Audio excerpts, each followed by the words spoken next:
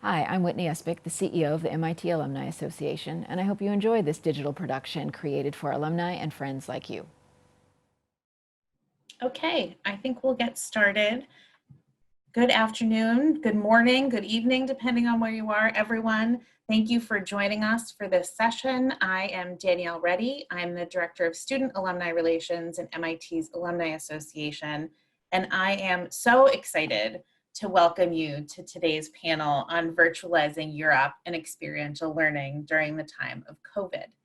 I am joined by a bunch of great students and two of my very, very wonderful colleagues, Kate Trimble, who's the Senior Associate Dean and Director in the Office of Experiential Learning, and Michael Bergren, who's Associate Dean of Undergraduate Research. So nobody's here to listen to me. I am going to let them take it away. So Michael and Kate, the floor is yours. Thanks, Danielle. I'm just going to share my screen while Michael gets us started.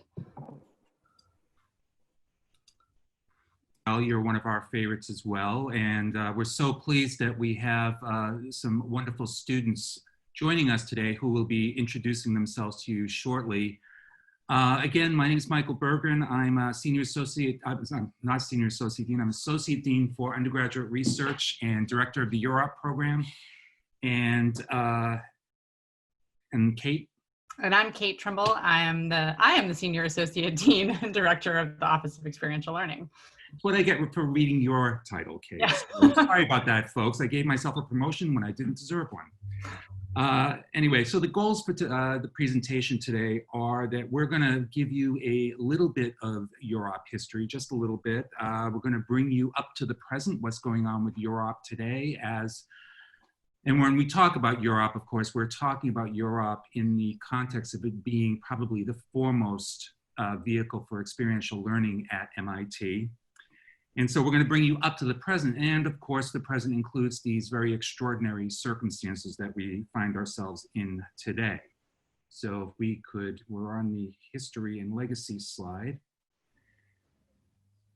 So the creation of UROP and how it came about is part of MIT lore at this point. You know, the name that's obviously most associated with UROP is Margaret McVicker, who at the time was in faculty in the Department of Physics in 1969, 51 years ago now.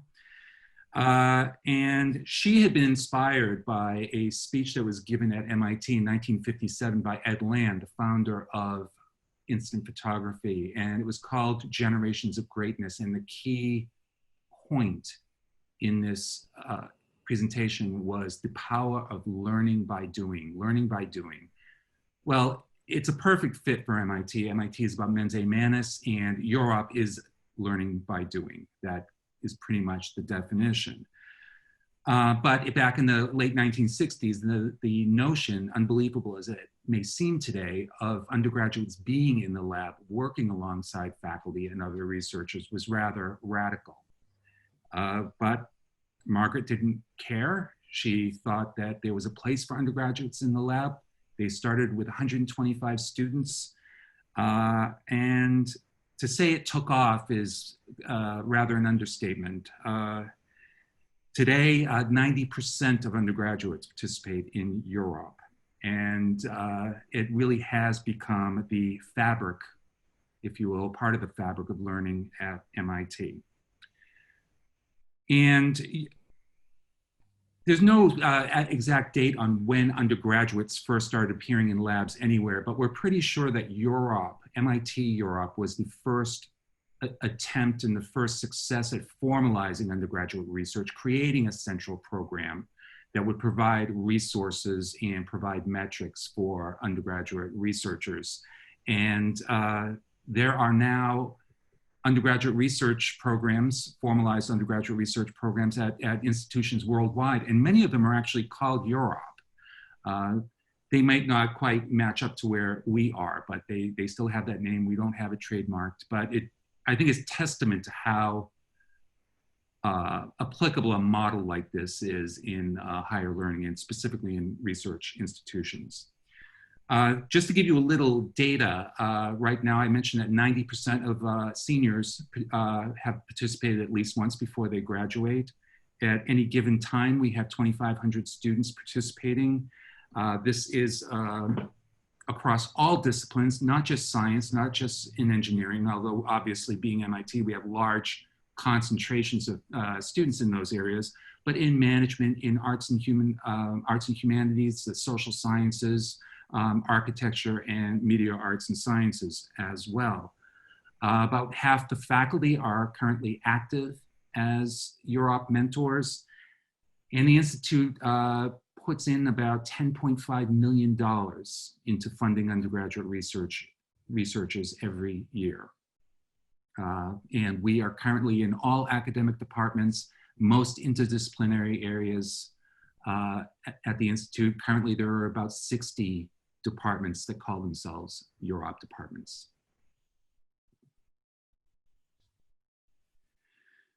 So, you know, to say that we're a trailblazer and a pioneer in the idea of formalizing and promoting undergraduate research, you know, it might sound arrogant to say that in some levels. I say it's a fact. And really, in the 50 years since UROP was created, you know, undergraduate research has become a staple of higher education worldwide. And I just mentioned all the institutions, peer institutions and others that have undergraduate research programs. We have a formal organization in the United States called the Council for Undergraduate Research, which brings all these groups together. And without a doubt, we have paved the way for experiential learning and educational innovation. And you know, when you think about it, the notion of hands-on learning has grown enormously over this past half century. And so with a lot of what's happening at MIT, there's a direct lineage to what Margaret McVicker created in late 1969. And so there is a new office to support all these endeavors that includes UROP, and I'm going to hand that over to Kate to elaborate. Sure. So this new office is the Office of Experiential Learning, which is housed under Vice Chancellor Ian Waits. It is sort of the official home of UROP, but also D-Lab, the Edgerton Center, and the PKG Center for Public Service. And I think Michael alluded to this earlier, but it's sort of a ridiculous understatement to say that there are a lot of options for experiential or hands-on or active learning at MIT. It really is everywhere in every nook and cranny of the Institute. You have 90% of undergraduates doing a UROP at some point during their college career. More than 80% have an internship with industry at some point during their 4 years of college. Half go abroad, most with Misty. And then there are really vibrant communities around public service and social change, around innovation and entrepreneurship, and around maker spaces like the Edgerton Center and some of the work that Marty Culpepper, the Makers Are, do. So there's really literally something for everyone. And as a result, MIT has near universal participation in experiential learning. And it really is a hallmark of MIT, as I'm sure everyone on this call is aware of. And here's, oh, I didn't advance my slide. Here are just some of the variety of programs and options that exist that have a hands-on component at MIT. Michael? Yes. So I mentioned we started in 1969, and thanks to Margaret McVicker, and that made us this past fall, 50 years old. And we had a lot of plans. We had events. We made a little video that's accessible through the UROP website. We were planning a big cake in Lobby 7. And then the world kind of got turned upside down. And, you know, rather than planning for a big cake in the lobby, we were helping students very suddenly leave the campus. And so this is in mid-March. And I had the very painful task of having to send a note out one Thursday evening to some 2,000 UROP students saying that if you are leaving campus and cannot continue your UROP in a remote fashion from wherever it is that you're going to be, your UROP is going to end. That was very painful, but those were the circumstances that we were in. So while we're dealing with all this, so we stood up a process that would give faculty and students that were already working together this spring across all disciplines in all areas as UROPs, the ability to continue remotely if that was possible. And we were so encouraged by the results of this because as it turned out, we wrote to every faculty member that was mentoring one or more UROP students. We wrote to every UROP student.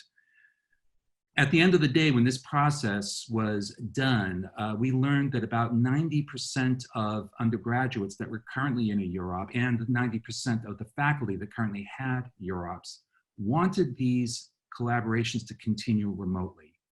And that was very encouraging, if not surprising, and particularly surprising because we were hearing from a number of the wet labs in the experimental areas that were willing to make this work remotely. So in a very tough and sad situation, that was encouraging for us. And so a lot of UROP did continue this term that's now ending, the spring term. And I think for us, that's testament to faculty and students wanting the art of discovery to continue no matter what the constraints are. So I think it's a very MIT thing that UROP has sort of survived, if not thrived, through these very difficult circumstances that we're going through. And so, I can say that from an administrator's point of view, but we actually have three wonderful students here who are have lived this experience. They were UROPing in the spring. They were actually continuing remotely in the summer. And I'd like to hand this over to them, starting with Desmond Edwards. Hi, I'm Desmond. I'm currently a double major in biology and biological engineering, and I'm a rising junior. I've been UROPing since spring 2019 in the lab of Becky Lamison, who is a professor in the biology department. And we study mechanisms that bacteria use to spread from cell to cell. And so behind me, you can see one of my images where the bacteria are in green and the cells are outlined in red. And what makes these mechanisms interesting is that these bacteria are able to hide inside our cells in order to evade the immune system and to actually support themselves with the nutrients within our own cells. So we hope that by studying these bacteria, we can understand more about how bacteria in general can impact cells and how our cells work under normal conditions. And for me, the UROP was important for two primary reasons. The first, which is, I would say the more obvious reason, is the opportunity to actually do research. Coming from a third world country where we don't have the resources or the opportunities to actually facilitate students doing the kind of research that the UROP enables. Coming to MIT and being able to join a lab in my first year was a key component to my academic and professional development. But secondly, and less obviously, is that the UROP has a paid component to it as well. And so for me, being able to UROP, I'm getting this educational benefit, but also being able to be paid for my work as a researcher really gave me a bit more freedom from my parents, but also to take a bit of the financial burden off of them, in that they don't need to worry about if I have money for food or money for books. If any charges come up on my account, I don't need to run to them to say, can you please cover this? I can say, don't worry about this, you have enough handling at home, I can take care of that. So when everything started to break down in mid-March, those are my two concerns, the benefits that I would be getting educationally, as well as continuing to still be paid. Fortunately, when I spoke with my PI, she was extremely supportive and receptive to continuing the UROP online and in a way that would still be beneficial to me, such that I wouldn't essentially just be pushing buttons all day. As you heard Michael bring up earlier, being a wet lab, it was difficult in that you can't generate data unless you're in lab. And so we had to get a bit creative with the kind of projects I could continue to do. There was data that I could analyze from previous experiments to run statistical analyses and see, to test our hypotheses. But there were also computational tools that we use in lab to analyze images such as the one behind me. And so I spent a lot of time diving into these tools, getting better at them, developing automated pipelines that we could use to make image analysis both better and more accurate, both more accurate and more convenient. And so working through that through the spring has really helped me to continue my experience. And moving into the summer, I'll be continuing to work on these pipelines, but I'll also be helping my PI with preparing materials for her classes, which will, one, again, still allow me to contribute to the work that my PI is doing, but two, will also have benefit for me as they'll continue to build my background in the fundamentals of the things that we study in lab. So for me, the UROP has been a fundamental part of my MIT experience. And I would say that I've learned more from my year and a half-ish in my UROP than I have in the sum total of all my classes at MIT. So it's really a brilliant program. And yeah, thank you for supporting it thus far. Thank you for being part of it. Megan. Hi, so as Michael said, I'm Megan. I'm a double major in biological engineering and urban studies and planning in the class of 2021. I actually do research in both departments. I'm only going to talk about my biological engineering research, which is actually in the Department of Biology. One of the things I like about UROP is that it really allows you to explore the interdisciplinary intersections of like your interests and passions. So for the past 2 years, I've been working in Lori Boyer's lab in Building 68. And we've been working on a project on chemotherapy-induced cardiotoxicity. So when I started in lab, I was doing mostly just learning like the fundamentals of research, how to read paper, learning all the different experiments I do in lab. And then my girl got sick from doxorubicin-induced cardiotoxicity. And I told my PI that I was really passionate about this problem and I wanted to do something to make sure it didn't happen to other people. And she was also thinking about doing some cancer stuff as it relates to the heart. And so together with my mentor and supervisor, we came up with a project that's looking at the cellular mechanism of doxorubicin-induced cardiotoxicity so that we can understand what's happening earlier on so that we can develop better biomarkers and then eventually develop better preventative treatments.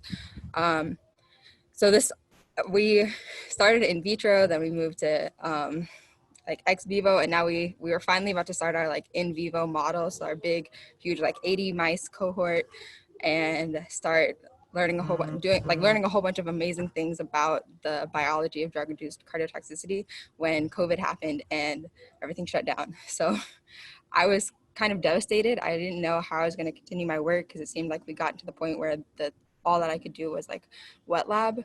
But my mentor and Professor Boyer were so incredibly helpful and supportive and really wanted me to continue my work. And so I'm doing this project, continuing this project for my senior thesis. And so we took a step back and looked at the senior thesis proposal and what was required and what I could and couldn't do, and thought about how we can use computational tools to power our research. And so since COVID happened, I've been working on not just writing my thesis, but also adding a step that comes before the in vivo experiments and everything, that is doing a meta-analysis of all the data sets that currently exist from patient data to ensure that the targets that we're looking at match up with what's happening in humans, because there are like differences in the biology between mice and humans. And the other opportunity that COVID has actually given me is the ability to integrate some of my urban studies and planning work into this project. And so looking at disparities in cardiotoxicity impacts and who's really impacted and how does this inform our knowledge of the biology and other things. And so it's been actually really exciting for me to dive deeper and deeper into this field. And that's why I decided to continue it throughout the summer. And I'm just incredibly grateful for the experience.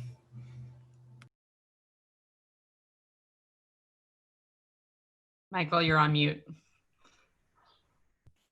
I can go. All right. I know. It's all good. I'm sorry? No, it's not good right now. So, hey guys, my name is Amori Ateka. I'm a mechanical engineering major, part of the class of 2022, and I also minor in course 4 and 17. I currently work in the media lab under my PI, Nina Lutz, in the object-based media lab group, which is closing this semester, and I will be switching with her to poetic justice in the fall. I primarily do research and design, computer vision, and photographic analysis. And for me, like I've had a long interest in optical illusions and computer vision.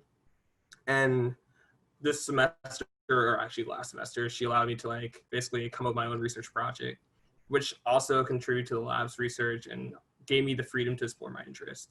And so spring semester, I was doing color palette research and was looking at color representation models like RGB, HSV, HSL, et cetera, and how we can easily convert between them and give a real life color palette while retaining a sense of real life hues that we see.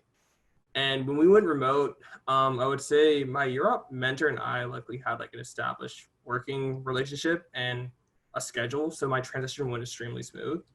And I was also lucky enough to have a primarily coding UROP, so I wasn't doing much hands-on work. And that made it much easier for me to meet deadlines and also to continue to get my project done. So we continue to meet twice a week, and we also text each other whenever we need to get work done. And also, whenever I need my hardware resources, such as my cameras or the, printer I needed for the project, she sent them to me from the lab. And that was amazing, honestly. So I cannot be not thankful for that. And I would also say for both of us, while we both had classes this semester, and I think we were both stressed out at different points because the online conversion both hit us pretty hard, but it never became the UROP never became a stress, I would say. And we continue to get a lot of work done. And for me, the only drawback I would say of remote UROP is that, you're remote and you don't have the same environment that you do when you're in person. You got the conversations, and also you get, more spontaneous levels of mentorship. But I realized with good communication, continuing to reach out, continue to talk to these people that are in your lab and trying to continue your community, you can still have a great UROP experience. And it's allowed me to still grow as a student. And I'm forever thankful for that. And I guess for that reason, I'm still UROPing this summer, doing, I think, AR research. And that's still under what I'm interested in. So I'm pretty happy with that. Great. That's awesome. So thanks everybody. And we're gonna have time at the end for the audience to ask questions about your work and your studies. But I think that the three stories that we just heard are examples of both how resilient our students are, how committed our faculty are to UROP, and also just how adaptable the UROP model is. And I think that's one of the things that really accounts for its 50 years of success and why it's become a model for universities worldwide. Is really Margaret McVicker's genius, I think, in designing it originally. So you've heard a little bit, you just heard about summer plans and summer UROPs. And as the world has changed, we at MIT have been really concerned that some of the typical opportunities that students rely on and do in large numbers over the summer have been canceled, or they're harder to get. And so we really have been working hard to make sure that students have meaningful learning and earning opportunities this summer. And UROP is always a very popular summer option. And we anticipated that this summer, more so than ever, the demand would be higher than usual, and we were not wrong. We just maybe didn't totally anticipate how right we were. And we saw really stratospheric increases in summer UROP applications from students, 63% more than last summer. And one of the amazing things is that, you know, I think Michael mentioned earlier, we were a little worried, like, how are these UROPs that, you know, that happen on the really sort of rich and heavily equipmented campus of MIT going to translate to people's houses where, you know, maybe you have an X-Acto knife and a hole punch, and you certainly don't have like a full on chemistry lab in the basement. And I think what we saw was both the ingenuity of our students and the commitment of faculty who really, and the rise of computation. I think you heard from Desmond and others, where there's a lot of really meaningful work that can be done remotely, that is sort of data analysis. So the community really came through in a big way for the spring, and we see that continuing on into the summer. And I just, with my bigger experiential learning hat on, am obliged to point out that UROP is just one of the summer experiential learning options, and that a number of our other programs have also adapted. And I think, you know, again, we were collectively scratching our head and saying, like, how do you do the hands-on stuff like through Zoom, right? Like, how do you do maker spaces, and how do you do these things that really have traditionally relied on a lot of you know, mentorship and sort of physical equipment access to the campus. So summer programs, I think, are adapting. We've seen some, but not all, industry internships shifting to virtual or online formats, and many kind of in the same vein as UROPs, relying more on computational or data work. Our public service fellowships, and I know Megan's been involved with the PKG Center, they have really expanded exponentially this summer to connect students with nonprofits, NGOs, state, local, and tribal governments that are looking for help to respond to the pandemic. So we're working with the Navajo Nation in the Southwest. We're working with the Commonwealth of Massachusetts with their Labor Department, with HHS. We're working with the CDC Foundation. So a lot of interest in MIT students helping to build the capacity of public and nonprofit agencies that are really stretched thin during the crisis. We've also, speaking of stretched thin, all public education basically has moved online. I have a 13-year-old son and live and breathe this on a daily basis as he sucks up all of the bandwidth in my house. And so MIT has a really remarkable opportunity to kind of step in and be a resource in STEM education in particular. And so we've created a new program that is going to be training and preparing MIT students to serve as online teachers and tutors for about 200 to 400 low-income middle school students this summer. So really thinking about ways that MIT students can be engaged in the community and supporting public education. And then, you know, remarkably, and to Marty Culpepper's great credit, you know, even our makerspace programs are developing new resources to help students who want to make stuff at home do so safely. So that student with the X-Acto knife and the hole punch who's going to MacGyver it into a, you know, laser, blowtorch, whatever, we're going to help them do that so they don't burn their house down.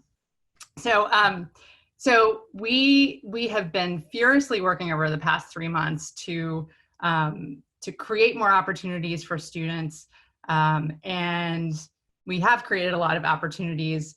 Frankly, with the needs for students to earn money over the summer, and again now more than ever with some parents losing jobs and money being tight all around, we haven't been able to fund all of them, but the Institute is supporting a fundraising campaign right now to raise money for supplemental summer opportunities, including UROP. And Michael just posted in the chat a link to a page with more information if you're interested in learning more or making a contribution. So before we shift gears into questions from the audience, I want to say a huge thank you to the students for being here on a Saturday in the summer, which is sort of the double whammy, but we really appreciate you guys taking time out of your less busy schedules, I hope these days, to share your stories with us. And then I also really want to thank the UROP team and Michael Bergren, who is their fearless leader. Michael has been with UROP for nearly half of the program's life. So he clearly started when he was a toddler. Well, since junior high school, let's leave junior it at high that. school, middle school, right? And he has an equally talented team working with him, and they have been tireless in figuring out how to pivot and evolve as conditions have changed to make sure that we could continue to serve students and faculty. But it's the students that keep us going. It's the students that keep the program going, and that's what keeps us young and keeps us at it. So. That's right. That and the promise that we will one day have a giant cake in Lobby 7. Absolutely. Because I'm not giving up on that dream. So absolutely. Lastly, I want to thank all of you for being here on your summer Saturday. And thank you for attending and for your support of MIT. And now I think we have time for questions. We sure do. So if you have questions, those who are attending, please type them into the Q&A box at the bottom of your Zoom screen. We have a few in here already. One says, Desmond and Megan, do you think you've reached the limit of what you can do remotely compared to what can be done at the lab? If you can wish for 2 or 3 more items that could help you do your research at home, what would they be? And I'm guessing this is to all of our student panelists. Megan, do you want to? Oh, Desmond unmuted himself. Desmond, you start. All right, sure.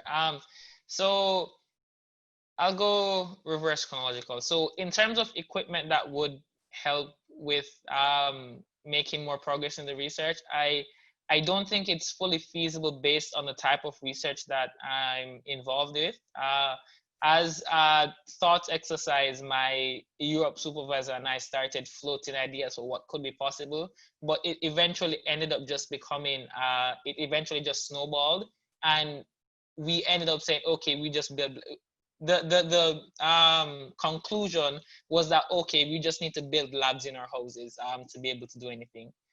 Because for the bacteria that we work with, it's naturally pathogenic, so it causes disease. And so we have to work with it on the BSL-2 conditions, which in and of itself is a boundary. But then even for the more basic biology things, so say PCRs or cloning or the other basic molecular biology, there isn't much that you can do, and the equipment ends up being more expensive than would be feasible to reproduce on an individual basis.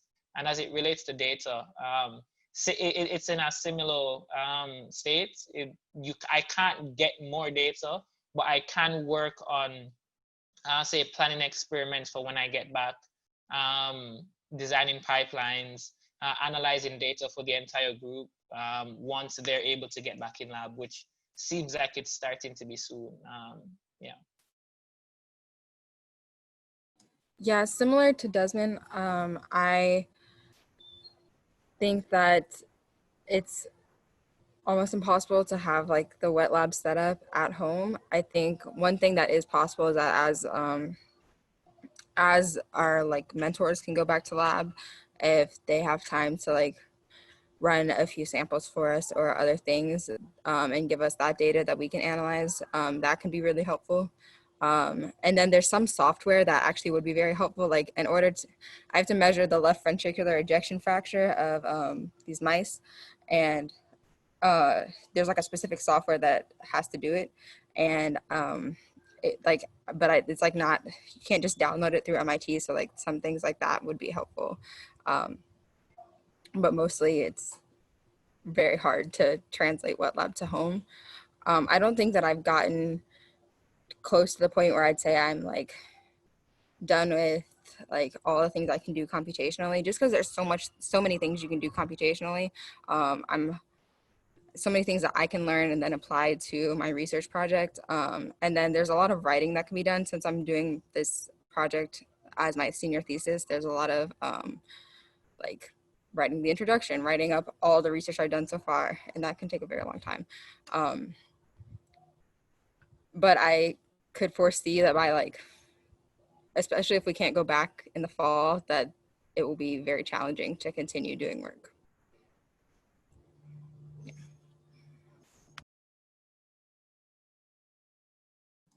Amori, how about you?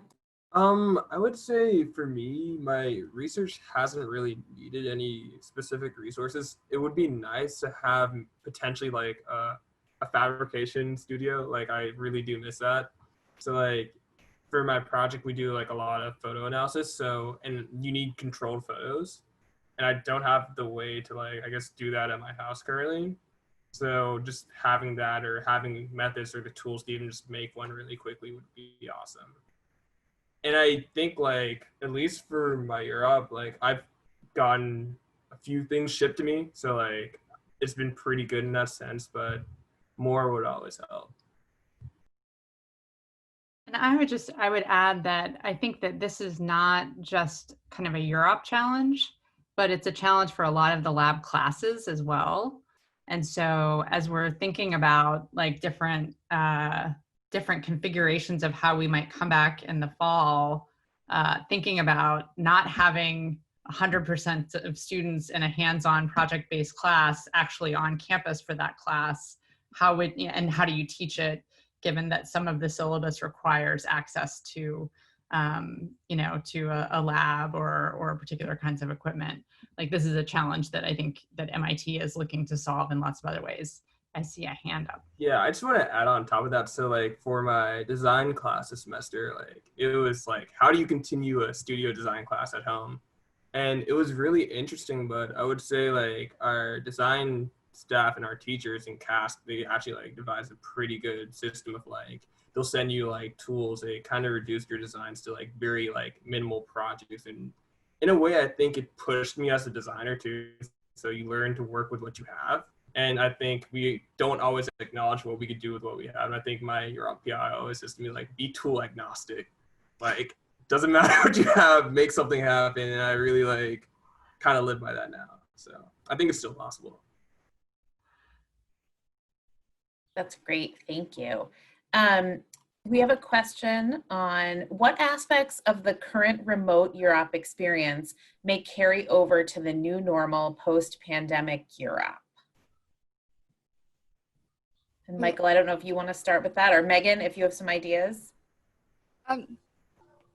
Just one thing that one thing I really liked about the like, I don't liked is kind of a strong word, but that I've appreciated about the pandemic and with respect to my research is that, and my lab's research in general, is that kind of it allows everyone to take a step back and see where their research really fits into the greater scheme and into like the world in general.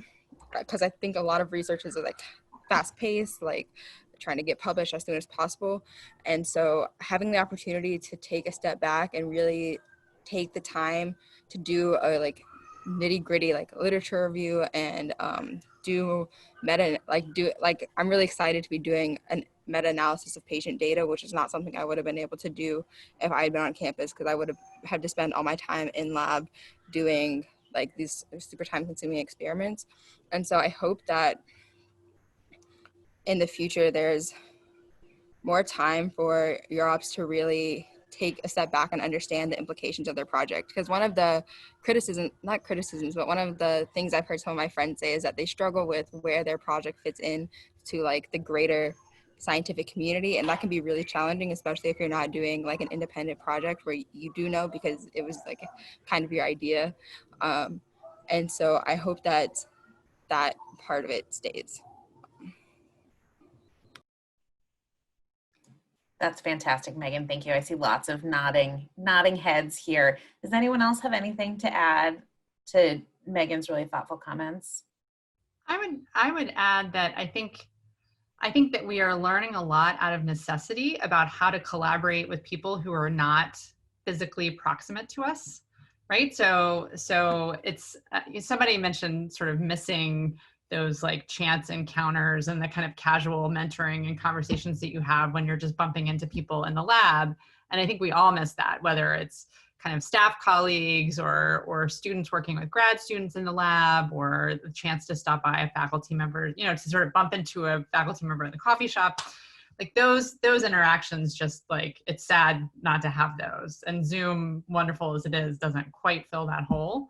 But I think that we're also getting better at how, like, developing systems of working with people who are not like in the same time zone as us even. And I think that actually poses some really exciting possibilities to be collaborating with folks, you know, around the world in new ways that maybe we didn't have to do before, but that this will open up. And I loved Megan's comment about kind of having additional time. Like the pacing, I think, is different now. Like the pace of life is different now, and that sort of opens up some space for a different kind of reflection that when you're on campus and you're kind of like hustling from here to there and back again, you don't always have time to do. And so I think that can be a very positive thing as well.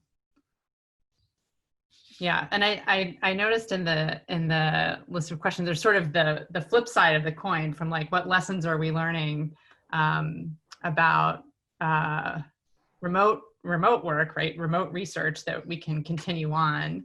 And that's actually going to be, I think, the kind of question that the Task Force 2021 is tackling, which is, what are we learning in the course of this crisis that we really should keep doing? What should we learn? What are we learning that suggests new ways of operating at the Institute? And so I think everyone is keeping their eyes open for those kinds of lessons. The question in the chat is there a plan to bring students back into the labs next fall while maintaining appropriate social distancing? And if so, how? And I think the if so, how question is the harder one to answer. I think that given that we are just now at the very, very beginning of the research ramp up, where we are going to be kind of restarting the research engine at MIT, you know, I think there's a great desire, probably on everyone's parts, undergraduates certainly, but also faculty and grad students, to kind of get back to normal as soon as we can. I think that's probably going to end up being, at some level, a lab by lab call, because a lot of the constraints are just about physical space, right? You can't under social distancing, if you need a certain number of square feet per person, you can't accommodate the same density in the lab as you could before. And so it requires some sort of either tough choices or, you know, people creating shifts of working at different hours. But I think this is one area where I have great faith in the ingenuity and creativity of MIT, where if there's, I'm pretty sure that there's going to be a will. And I suspect that people will think of lots of ways to make it happen if it's possible and safe. We have a question for, sorry about that. We have a question for Amori specifically. You mentioned that you and your PI have replaced the casual mentorship of physical proximity with more intentional structures. Can you give some examples that have been particularly effective in your work together? So for, I guess, one of my more recent projects, we're doing like graphs or like basically this image that we took, and we're looking at the color scheme or the color representation of it. And what we would do, we would basically like both be on the same like GitHub, and we'll basically have each other on a video call, basically just talking and going through the code and saying like what we want to change, what we should add, what works. And it's more of like with, I guess, my PI Nina, like we always say like, okay, we need to meet today, maybe at like 10 o'clock. Do you have time at 10? We'll meet.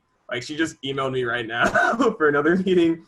So it's like pretty aggressive. And I think that is like what makes the difference between like a really, I guess, intentional, like, I guess experience about talking about like your connections with one another. Because I feel like with Nina, at least, like we still talk about life, and she updates me on what's going on, and also like how I should grow or like what advice I need, even on my design projects or my research too. So I would say it's more of a matter of just keeping a good schedule.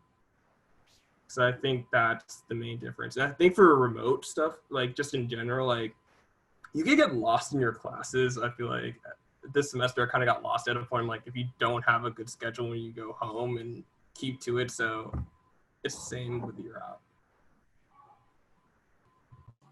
Thank you. I think that we could all keep good schedules as good advice for everyone, right? There's all sorts of comments about how glad people are to hear about your out of the box thinking, all of you, and the work that you're doing.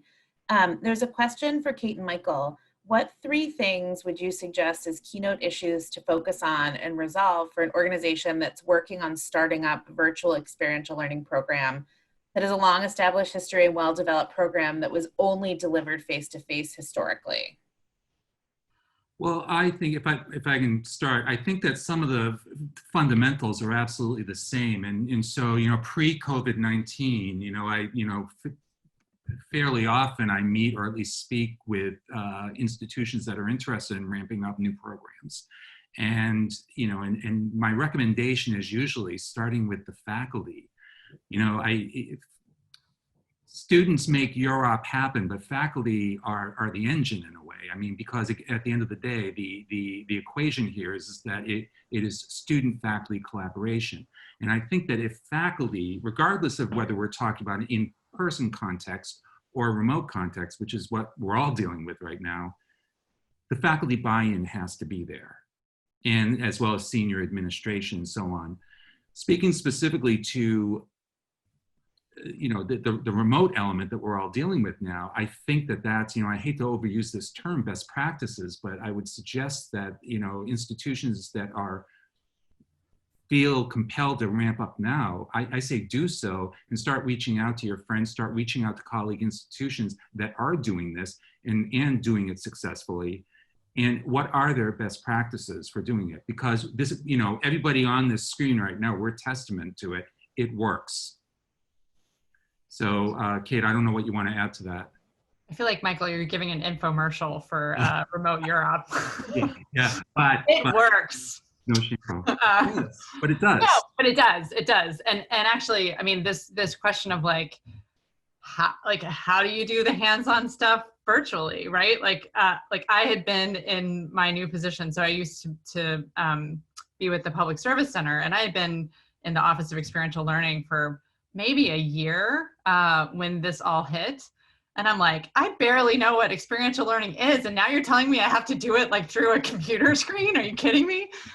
So it really, it's a hard problem. And I think we've spent a lot of time over the past 3 months trying to pull together resources and tips and advice for people at MIT and elsewhere who are really wrestling with this problem. And so I'm posting in the chat a resource that we developed that's a Google Doc that just kind of has some tips and advice and encouragement for folks who are doing something like this.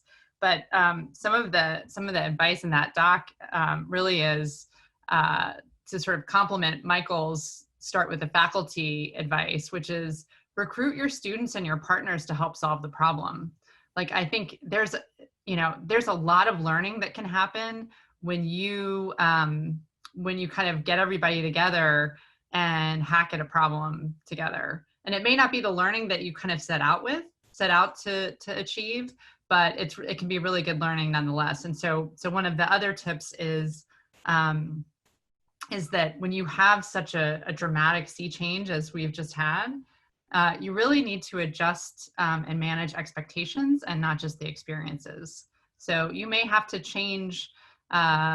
shift gears and rethink some of your learning outcomes and rethink what's possible or the pace or the volume of what you can cover, and that's okay. And I think it will be a much less frustrating endeavor if you sort of hit the reset button and figure out what's realistic to do given the new conditions. And I think that my exuberance over this comes from the fact that, not too long ago, in the middle of March, when all our undergraduates are very suddenly leaving campus, and I'm sitting there at 9 o'clock one night thinking, how is this going to work with UROP? How is it going to work? I mean, we've never done this before and everything. And so to be able to sit here now, practically on June 1st and looking back and seeing not only did it work, but it worked as well as it did, I think that that's why I'm so positive when when speaking to other institutions that are interested in ramping something like this up. And I say, don't wait.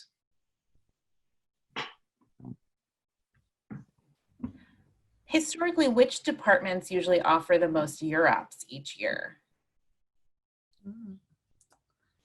Well, I think that you can probably guess that it's certainly the sciences and engineering areas, and so about 21% of all UROP takes place in the School of Science, and about 34% in the engineering areas. I want to be careful with that though, because there are so many, and the students will certainly attest to this, there are so many interdisciplinary areas at MIT that tends to really skew those figures. But I mean, off the top of my head, I think that all, certainly the core 6 electrical engineering and computer science areas that include all those interdisciplinary labs certainly have a big stake in it. In terms of School of Science, physics has a lot, brain and cognitive sciences. But then the media lab, media arts and sciences, also has long, valued undergraduates as part of the whole enterprise and so on. So those are just a few of the areas. You tend to see less in, say, arts and humanities and so on, but they're still there at fairly healthy levels. Knowing the work that you all are doing now to virtualize UROPs, is OEL, the Office of Experiential Learning, assisting the conversion of lab-based instruction to virtual experiences for remote teaching for equipment intensive courses such as 304-1 or classroom-based work? So we have been less involved with that, in part because there's a group that was stood up very early when we were moving classes online in March, and it's led by Open Learning and the Teaching and Learning Lab, and they very quickly created an online resource called Teach Remote, which is a website, and then also webinars and other kinds of support and trainings for faculty who were really, a lot of them, trying to figure out how to migrate their courses online for the first time, including ones that were very hands-on kinds of pedagogies. So, and these are folks who are really skilled in learning science and classroom kinds of technologies, and how you can use simulations as opposed to actual hands-on experiments. So I would say we're not as involved because the faculty who are doing those conversions are in very good hands with the open learning and teaching and learning experts. Thanks so much, Kate. And we are drawing up to the end of our time.